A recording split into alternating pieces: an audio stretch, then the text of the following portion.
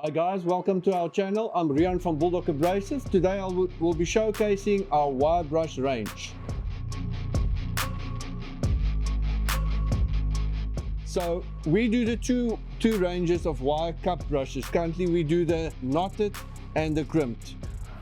We do that in a 150mm, the 100mm and the 65mm. Your knotted will be for your heavy duty stock removal and your stubborn welds, and then on your crimped we use that for your paint removal and for rust removal as well. Always ensure when using a wire cup brush that you use it at the correct speed rating, and it is preferable to use a machine that's got a variable speed setting. Our 150mm wire cup brushes has got a maximum speed rating of 4,500 RPM.